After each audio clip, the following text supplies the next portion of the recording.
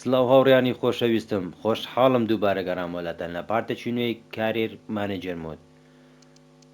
هاوڕێیانی خۆشەویستم لە پلەی شەشەمین مانستی یەکەمە بە جیاوازی 4 خەڵ لە پاشین، یعنی مانستی یاریی زیاتری کردو و 4 خەڵ لە پاشین یاری خۆمان ببینەوە تەنە یە خەڵ یاوزیەکەمان دەبێت. ئەو تیپەشی یەکەم یاری لە ئێمە بردەوە ئیپسویچ دووەمە، یعنی بەرامبەر تیپەکی بەهێز نەدۆڕاوین ئەسپەرەشەکەی دەوریە یەکەوسە دەست پێ دەکەین یەک ئاوڕێیان. بەڵام پێش ئەوەی دەست پێ بکەین ئەگەر سەرەتای بۆ کەناڵەکە لایکی یددیوەکە و سابسکرایبی کەناڵەکە لە بیر مەکەن باچی مۆ ناو یاری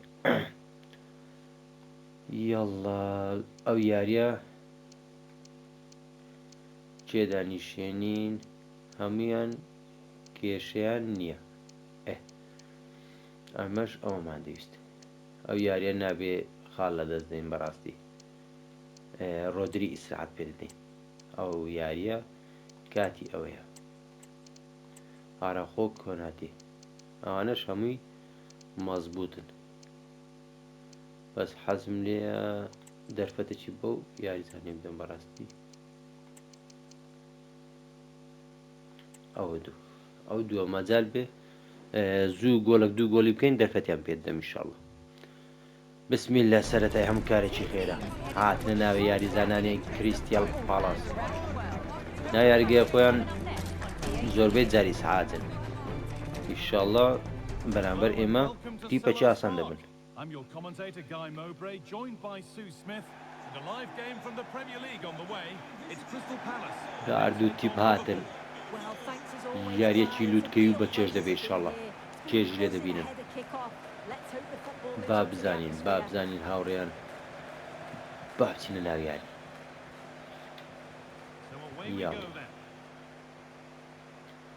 ئەتوو مەگەڕێەوە کاکە لیوز دیاز. This is how the hosts line up. When out of possession, it looks like a 5-2-3, which is quite defensive with the two holding midfielders. In possession, it will be more of a 3-4-3, which can be quite attacking.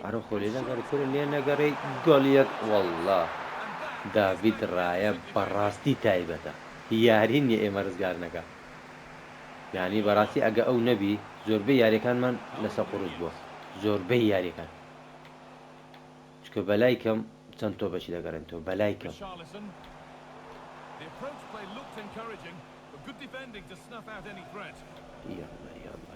Danny Olmo. Curtis Jones.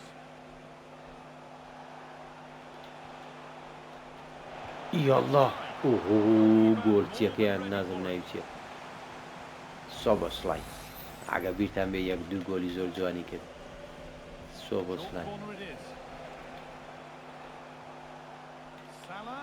یاڵڵا لە سلاح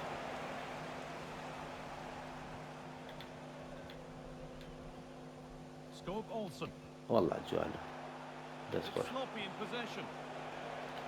یاڵڵا سلاح ئەڵڵا لە سلاح ئەو شوتەی تازێک دوور بوو نەمانێش دووبارە تۆ ببورن دەستم پێ گۆتەوە ئەی ئەڵڵا داری نوونس هادێشی دەنێ گۆڵ ناکە ئەوە کێشەیە وەڵڵا ئەو شتانە دووبارە نابدەوە هاتوو خۆمان. Well, it's just how good he is on the ball, the way he glides past players. مەجالی نەدا مەجالی دابە شوتێکی جانماندا بدە گۆرچی کاکە بدە گۆرە پاسا دەکەیدا Diaz.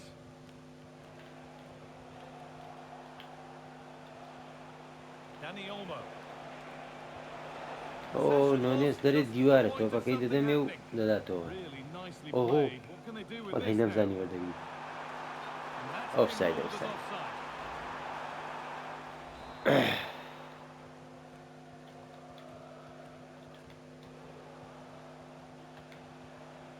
Danny Olmo. The ref allowing play to continue. Danny Olmo. زۆر خەتەر بوو بەس بڕۆیش بە زۆر مین بوو Just sitting off here, inviting pressure. اوفسايد كاكا اوفسايد. Still alive here, but the flag is up. Just drifting into an offside دارين position نونس before the گەشت initial اوفسايد و stop. تۆپەکەی دای.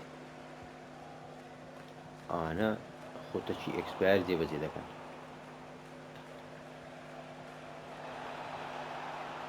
Dani Olmo. يلا اولمو الله لا اولمو گۆڵی پێشکەوتن دانی ئۆلمۆ پاسەتە جوانی بینی نۆنێز سلاح ئۆلمۆ بەڵام جارێکم شوتم کرد بەس بۆ حرەکە زۆر باش بوو ها لێرە شوتم کرد بەس باش بوو یاریزانەکەشی خەتا کرد گۆڵی پێشکەوتن دانی ئۆلمۆ So it's 1-0 as the ball gets rolling again.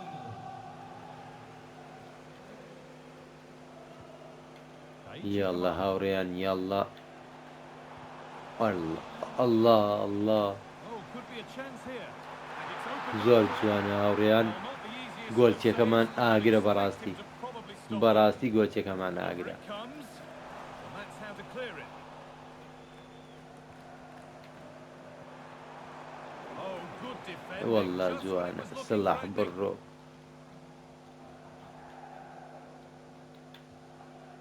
Dani Olmo. ئۆهۆ دامەوەی وا لە تەنیشتە کاکە سۆبەسلای لە تەنیشت بوو بدە باوی باشتر بوو Richarlison. نەکێ ئۆ پێ لە پێشتەکە تۆپەکەی لێوەگرە Lovely incisive ball. Jones. جۆنس الله لە جۆنس الله ئەو سوورانە نازەم معقول نییە ناچێتە گۆل لەوەی جوانتر الله والله گوناحە بە ملیم دوورە بە ملیم والله ئەو دوو جارەوە شتێکە وەرە دە گۆل کە والله نۆنێز بەڵای منە بە قورعان والله تیبەچی لە پلەی نۆز دێ من یعنی دەبی چاوەڕی چیانە دەکەی Puts it back. وەدە مشکل ئەوەیە بەرامبەروانە خاڵ لە By دەبێت the keeper. هەرەخۆ هەز دەکەم شوێنی خۆی نییە فەڵتەی دەکا یاریزانەکان بە ئاسانی Corner is دەیبڕن fired in. And away from danger it goes. Richarlison. الله هەرەخۆ جوابی دامەوە Shut out. هەرەخۆ جوابی دامەوە Nunez.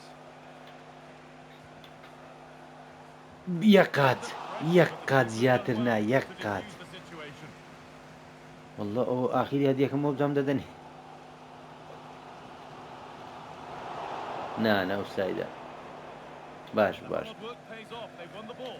حەز ناکەم ئۆفساید و ئەوشتانە زۆر بگیرە چکە یاریەکە ڕاوە دەستی سار دەبتەوە ئۆهۆ ئەرۆخۆ ئەرۆخۆ فریام کۆ ئەرۆخۆ والله ئەرۆخۆ گەشتێ بەڵام گۆڵچی دووبارە و سێبارە ئاخی دەقەی جێم یەکەم گۆڵ نەخۆین زۆر باش دەبێ نەکەی That's pretty straightforward for the keeper. یاڵە سلاح الله And that brings to کۆتایی an هات end جێم for یەکەم Selhurst.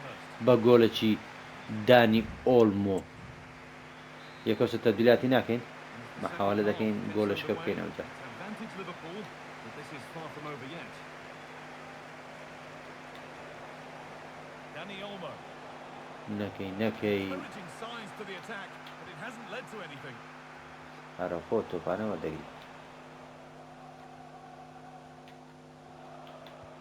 ئۆهۆ والله فاولە بەس موساب نەکەوێ بەس موساب نەکەوێ یعنی ئەلێرە مشکلی ئەوەیە موساب دەبی کاکە والله کەمترین ئازار بزانێ شوتی جوانە وەڵای ئەرەخۆ ببوورە شوتەکە زۆر لاوەز ئەو هەر پاسە دەدا گۆرچێ Sarr. Don't forget that Oh, there's more Matori Premier here. League on the way right here on EATV. ئەو زۆر خێرایەوە Palace face Nottingham Forest. بەڵام Really خێرایی hoping to ناخوا beat لە us یاری there. تۆ پێ زیرەکی دەخوا Could be a chance to break here. زیرەکی دەخوا هاوڕێیان ئۆهۆ ناڕۆ تۆپەکە نەڕۆیشت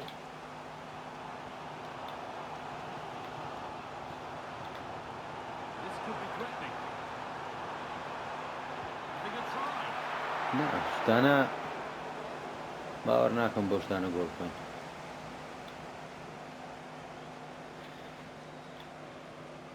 Mohamed Salah. یاڵڵا Keep the attack moving داری nicely. نۆنێز Dani Olmo. Jones. جۆنز وەگرێت جۆنز دەست خۆش خێن گرنگەوەی تۆپەکە لە دەستمانە. Dani Olmo. He's got behind. نا سلاح باە جوانتر بوو Keeper saw it بەداخۆ coming. خۆزگە سلاح Saves باە. easily. Well, he's certainly had a decent game so far, or maybe better than that. It's fair to say he hasn't disappointed. Well, it was certainly a good 45 minutes. Obviously got the goal to put them in front. وەڵی زوو نیشانەکان لە سیارزان نادەبم تووشی ئەو کێشێ دەبم زۆر جار There could be trouble. نەکەی Well, the effort وابزانم گۆڵی دووەم نەکەم in the goalkeeper at all. تووشی بەرامبەر بوونێک دەبم.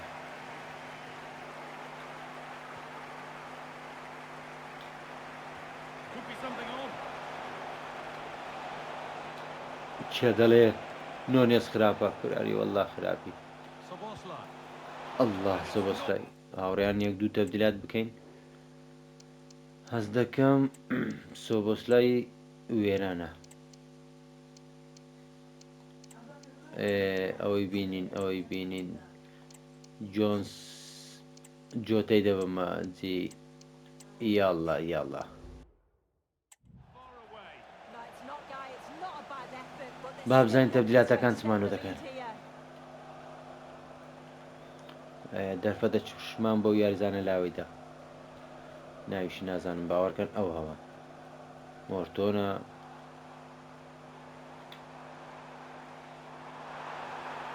The ball is lost, and the chance has gone too. یاڵڵا. Well, Salah. EA TV is your home of the Premier League, and we've got more on the way as Liverpool face Chelsea. مەنجالماندای Another one for your یاریزانەکانی viewing خۆمان گەڕاندەوە. diary. What a chance here. وەڵڵا گۆتم گۆڵ دەخۆین هاوڕێیان. Level once again.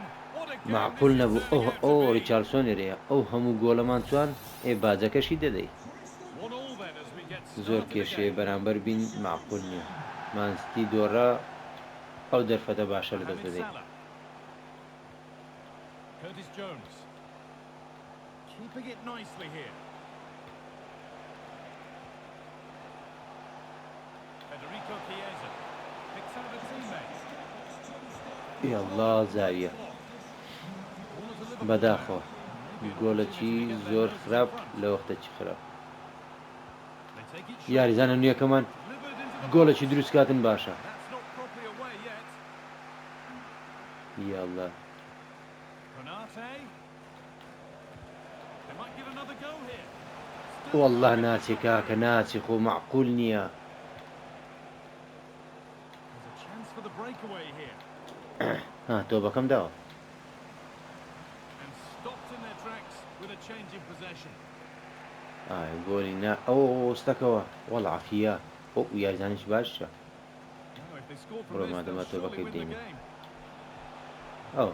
ئەو چواندی باشە Right position to cut out the pass. دەرفەتیان نادی دەڵێن وڵی ڕاینەرێکی خراپە نانە شەیتان بەناڵە پێ شێتان بەناڵە فاول It's brought a whistle and a زۆر free kick. مشکلیە.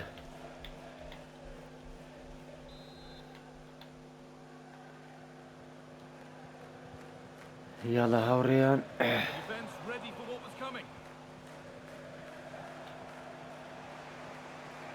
یاڵە سلاح To go now. سلاح بەسی غەمان بە توێ سلاح ناومێت مامەکە سلاح Szoboszlai. Jones.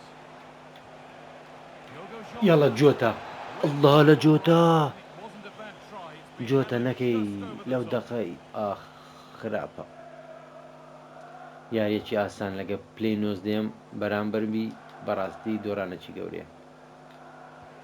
Well, Liverpool have seen a lot of the ball over the last 15 minutes, but with time running out, they've got to keep believing that they'll get one more chance. And if they do, they can't panic. They need to stay calm when that opportunity does come. Could turn out to be a really good ball. زۆر خەتەرە ئاخی دەقەیە ئاخی مەحاوەلە The approach play looked والله encouraging, هاوڕێیان but good defending to یاریەکەمان snuff لەسەر out any خۆمە threat. ئۆ A chance now for a quick یاریەکەمان transition. لەسەر خۆمان زۆر قورس کرد ئەوزانم Promising move this, a goal now دەرفەتی will surely ئەزمێ be the win. ئاخیر ئەزمە But able to deal with the يلا danger سلاح decisively, well defended.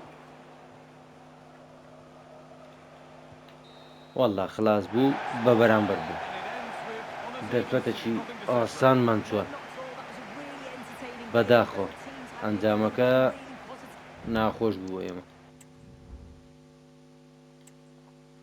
بەس باشە پلەی دومیش دۆڕا مانستیش دۆڕاوە یان جیاوازەکە هەر چوار خەڵ دەمێنێتەوە یاری ئەم جارەش لووتکەی لووتکەکان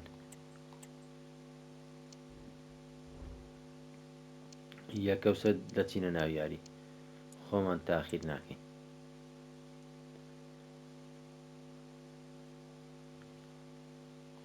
ئۆ 11 ڕۆژمەوە باش هەم یاریزانەکانم ئیسراحەت دەکەن 2 ڕۆژ 1 ڕۆژ یاڵڵا ڕۆژی یاری چێلسی و لیڤەرپول یاری ئەم دویانەیە هەموو کات لووتکەیە کام بە تەشکیلە یاری دەکەن چکە 11 ڕۆژە یاریان نەکردەوە هەمویان حازرن کەواتە بسمیلە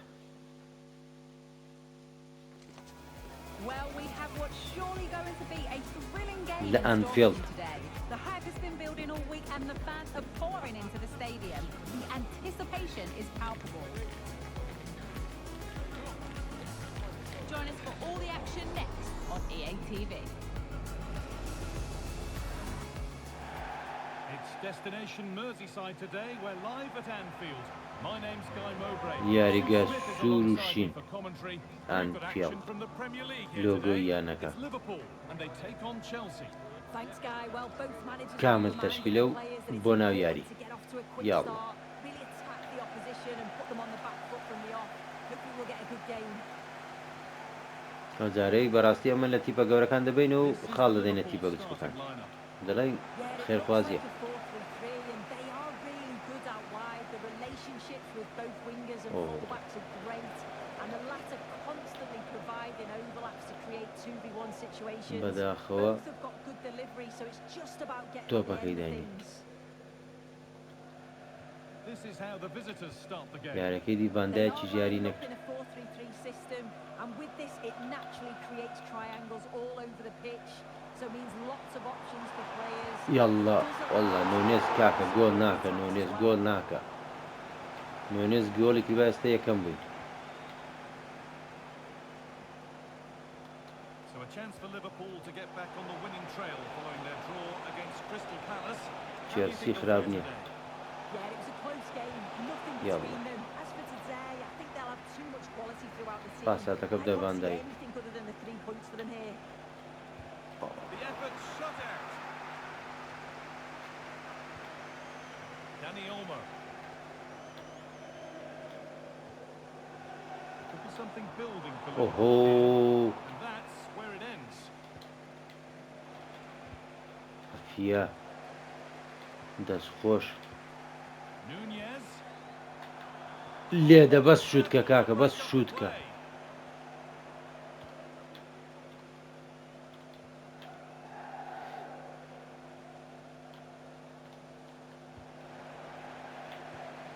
ئەفیا سلاح بە باڵدانۆژ ئیش خۆی دەکە Salah. ئۆ ئۆفساید Chance to get in behind with that.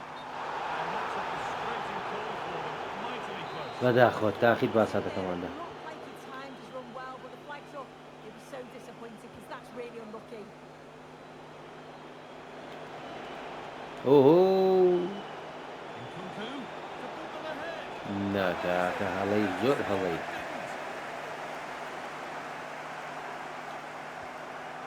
Nunez. On to Salah. سلاح سلاح سیقەمان بە سلاحە ئەڵڵا لەس ئەو تۆپە چی لێ هات And they go short with the corner. Gone for the near گۆلی post. یەکەم Still could be something happening here. گۆلی یەکە ئەڵڵا لە گۆلی یەکەم ئەڵڵا لە ئارنۆڵ ئەوە چ گۆلێک بە ئارنۆڵ نییەوە A superb ئەو کامەیە ئەو لیوز دیاز دەکە لەولایە الله لەو گۆڵە جوانە.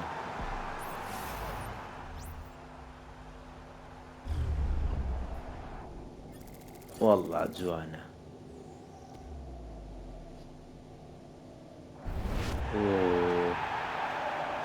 الله لەم گۆڵە جوانە، الله لەم جەوە خۆشە.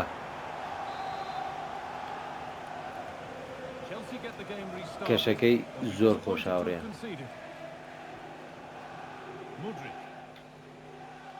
Chelsea trying to get things moving.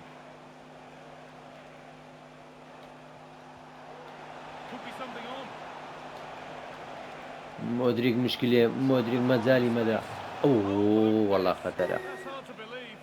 یاڵڵا باوەکو یارەکەی ڕابردوونەکەی گۆڵک بکەین و دواتر گۆڵی تەعادل بخۆین. ڤان دایک ستەکە لێرە. کۆرە کاکە دە پارساتەکەی بدە ڤان دایک، وەڵڵا ئۆفساید. دوو جار دامگرت. ئەوەیە دەڵێ ئیشەکەی ئیشی تو نەبوو مەیکە. هێرش بەریش ئیشی ڤان دایک نییە ستەکەی لێوێندر.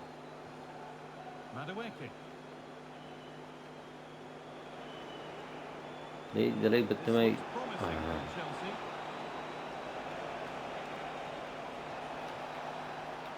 زۆر بە خراپی دێن، زۆر بە ناخۆشی ناوێری لێشیان نزیک بیەوە.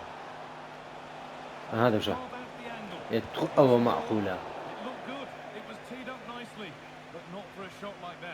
نامەوێت خێرا بچمە سەریان چکە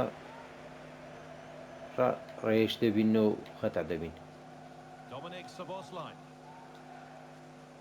والله والله جوانە، والله جوانە. نۆنێس گۆلی دووەم. ئای لە دارێ نۆنێس ئەو جارە قوتاری کردین لە 20 دەزمێت دوو قولی گۆڵ دەکات. ئەو کەی ماجمە لەو پاسە جوانتر. بەڵام تۆپە دەرنایە.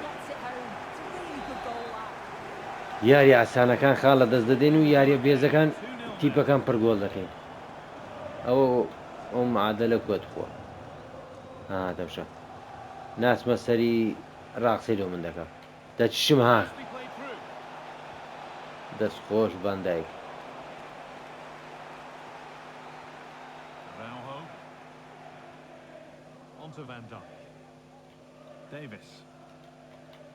دەست خۆش دایڤس. On to Luis Diaz. Now Davis. والله شانسمانە بوو. This looks Daynunes. promising from Liverpool.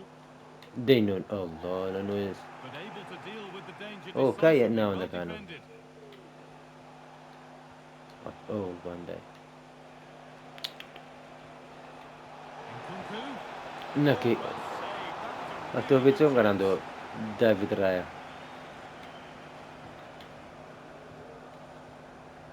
Dominic Szoboszlai. نا غەڵەت والله ئەی هاوار تۆپەکەی وەردەگرینەوە و پێشکەشیوانیان دەکەن. چەرسی پاش دوو گۆڵەکەی تۆزێک هەدیەیان زۆر دەدەن.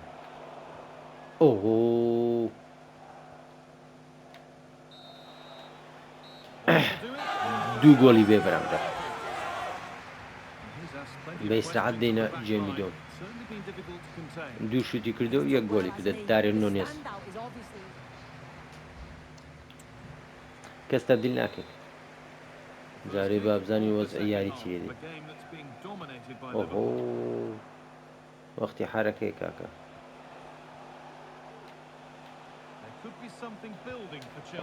الله والله جوانە. ئەی هاوارە و شوتە جوانە چ بوو.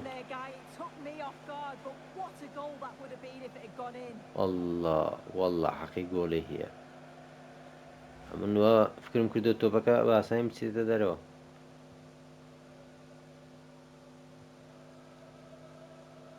ئێمەش پاش دوو گۆڵەکە تۆزێک لە خوبایی بووینە زیاتر بە تەرکی زیاری کۆم باشتر.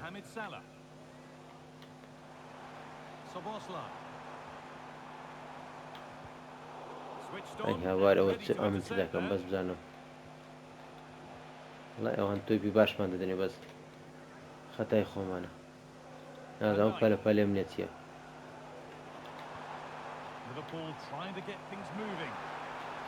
ئێ وەڵڵا جوانە دە گۆڵکە کاکە To deal with the ئەو danger. پاس و تیکی تاکە جوانە ئەنجامەکەی سفر Danny Olmo. ئەو چیە ڕۆدریە ئێ سۆبۆسلای Good ئەڵڵا strike. گوتم تۆڵەی شوودەکەی وام Really بکەینەوە good effort. Plenty of power, plenty of venom. دقی Just 55 came back هەتا slightly. دقی 65 کەس تەبدیل ناکەیت تەشکیلە تێک نادەیت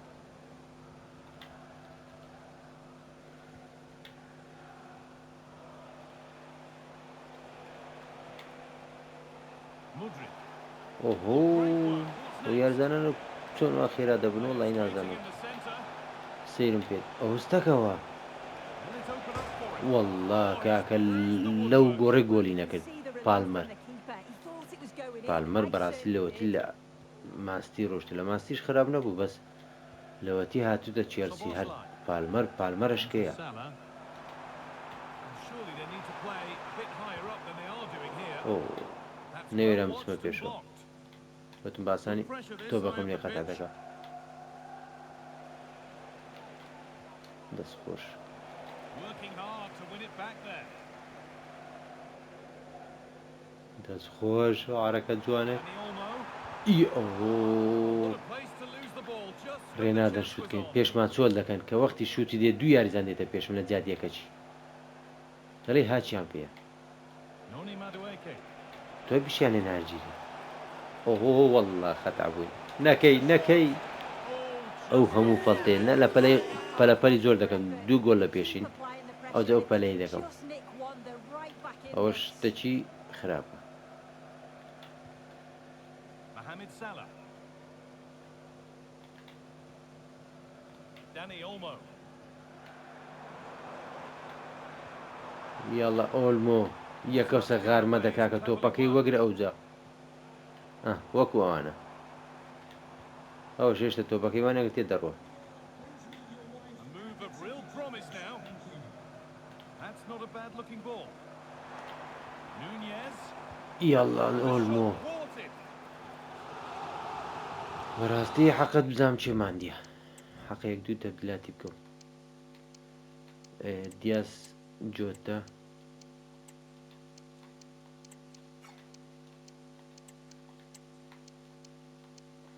سۆبۆسلای جۆنس یاڵە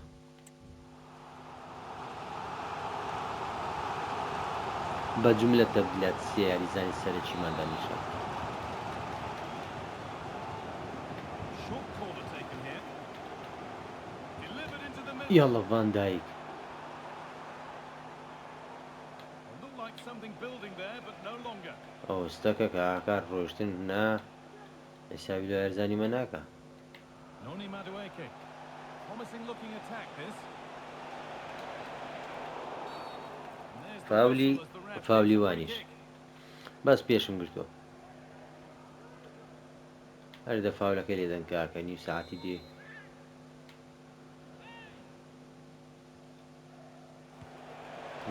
نا ئەو شوتانە بۆ گۆلچەکەین ئێمە Rodri. لە بەلاش لێوەراوەستاوە Shorter. مەخەبایە Rodri. فاول Viewed as a foul, a free kick فاول awarded. بوو بەڕاستی فاول بوو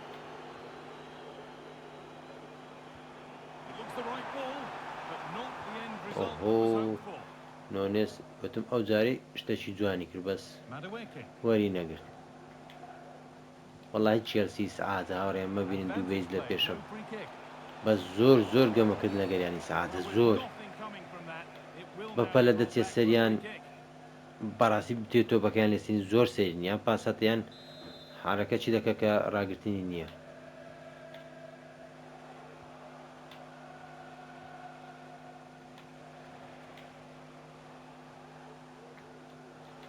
هاتە بشە Noni Madueke. زۆر سەیرن زۆر Liverpool come away with it.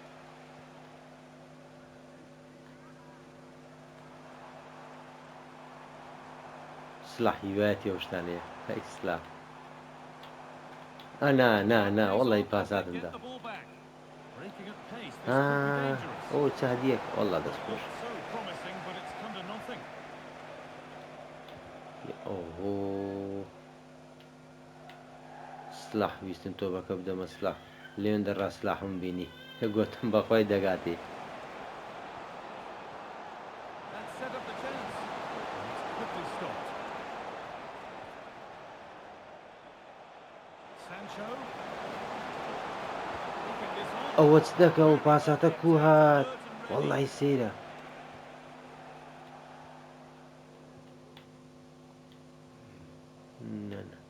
Mohamed Salah.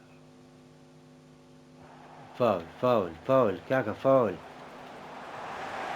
ئەو فاولە بێتی فاولە یاریەکە تەواو بوو گرنگەوەیە بە سەلامەتی و دوو گۆڵی بێ بەرامبەر لە چێلسی بێزمان بردەوە Yeah, it was a fairly comfortable result in the end. They controlled ڕاینەرەکەمان دڵخۆشە بێگومان It's a real professional performance, and I think they کە deserve سێ the دوو result. بێز بوو باتەوە بەرامبەر چێلسیش دڵی خۆش نەبێ هەڵای منیشتا دوو خاڵەکە یاری کریستا پاڵاسم نەدڵە بەڕاستی یارێکی ئاسان بوو نەدەبا خاڵ لە دەست بدەین خاڵ لە دەست بدەین بابزان ئۆ ئەبتاڵ ئەوروپا هاتەوە بەرامبەر چێ لایبزیکی ئەڵمانی چەند ساڵێکە تیپێکی یەکجار باشە ئۆلمۆ چ بکەم جابەجارش دەبی دەرفەت بێرزانەکانی تر بدەم منی هەوڕێیان بەڵام هەوڕێیان با پارتەکە لەوە درێژتە نەبێتەوە تا پارتی داهات و دێمەلاتان هەر لە خۆشی دابن خوا حافیز